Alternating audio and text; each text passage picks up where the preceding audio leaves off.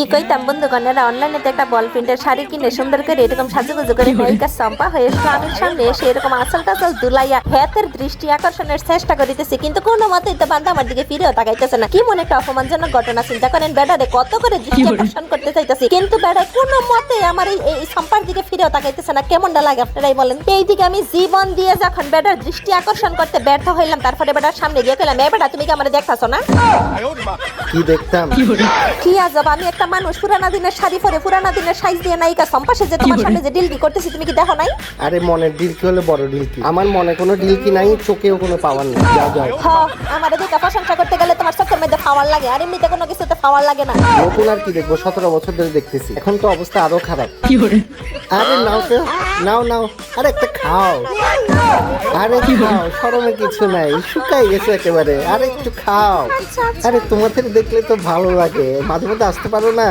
একা একা থাকি, কত সুন্দর করে তোমরা সেজে গুজে আসছে, দেখেই ভালো লাগছে। আরে খাও খাও, একেবারে শুকাই গেছো সবাই না খেয়ে না খেয়ে। আরে মাঝে মধ্যে আসতে পারো না? তোমরা আসলে তো মনটা চাঙ্গা লাগে।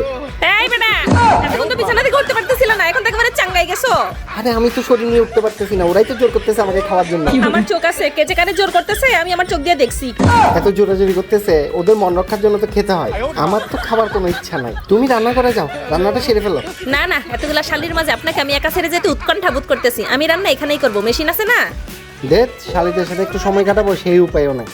তা বন্ধুগণ, দেখলেন তো বিয়ার 17 বছর পরে নিজের স্ত্রীরে দেখা যে সব বেড়ার মনের মধ্যে ডিলকি লাগে না, কিন্তু শালিদেরকে দেখলে সুন্দর করে ডিলকি জাগ্রত হয়ে যায়। সেই সব বেড়াদের জন্য আজকে আমার এই ভেন্ডির বালাসাও রেসিপি করব, একেবারে সরাসরি শালিয়ের বেড়ার সামনে। হেতের আর একলা তো থাকতে দিবই না, আমি রান্নাঘরে বসে বসে কাম করবো, আর হেতের মধ্যে বসে বসে সুন্দর করে খাও খাও করে আপ্যায়ন সমাদর করবে, সেটা আমি হইতেই দিব না। তো যাই হোক, আমার এই মতলব সাকসেসফুল করার জন্য বেশি কিছু দরকার নাই, দরকার হইতেছে এরকম একটা জাদুর বাক্স। মানে এই সুন্দর এয়ার ফ্রায়ারটা দিয়ে সুন্দর করে স্বামীর সামনে স্বামীরা ফাহারা দিতে দিতে আমার রেসিপি রেডি করে ফেলবো। এইদিকে স্বামীরা ফাহারা দেওয়া হয়ে যাবে, হাতের মনের ডিলকি আমার দেখা হয়ে যাবে। তো এই যে দেখেন কি সুন্দর করে ভেন্ডির বালাসাও তেল ছাড়া রান্না করতেছি। আপনারা যারা আমার মতো এই বুড়া বয়সে সম্পার মতো ফিগার ধরে রাখতে চান, তাহারা যদি এরকম তেল ছাড়া খানা দানা করতে চান, তাইলে ঠিকই আইয়ের এই মেশিনটা আপনারা নিয়ে নিতে পারেন। এইটার মধ্যে দেখলেন তো কি সুন্দর করে আমি ভেন্ডিগুলারে মশলাপাতি মাখাই এইটার ভিতরের মধ্যে দিয়া সুন্দর করে 180 ডিগ্রি সেলসিয়াসে 10 মিনিট, তারপরে আবার 200 ডিগ্রি সেলসিয়াসে 5 মিনিট রান্না করে নেওয়ার পরে এইরকম মুসমুসে হয়ে গেছে। একই পদ্ধতিতে আমি সামাজগুলারে এরকম কুরমুরে করে নিব। তারপরে এখানে এই কাঁচা মশলা পাতিগুলারে সুন্দর করে টিপে টিপে মিশিয়ে নিব। তারপরে একসাথে দিয়ে দিব এই মুচমুচা ভেন্ডি, আর ওইটা এরকম কুরমুইরা এই সামাসের লাগে অল্প পরিমাণে সরিষার তেল দিয়ে হাত দিয়া কসলায়া কসলায়া মাইখা নিলেই রেডি হয়ে যাবে আজকে আমাদের ভেন্ডির বালাসাও। তো বন্ধুগণেরা, ভেন্ডির বালাসাও রেডি করে স্বামীরে ভাত দিয়ে গিয়েছিলাম অল্প পরিমাণে হাতটা ধোয়ার জন্য।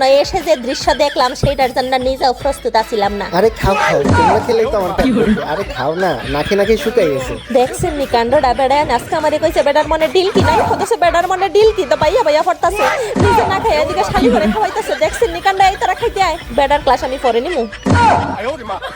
কি জ্বালা, ডিপ্রেশন, একটু শান্তি মতো খেতেও পারি না, খাওয়াতেও পারি না।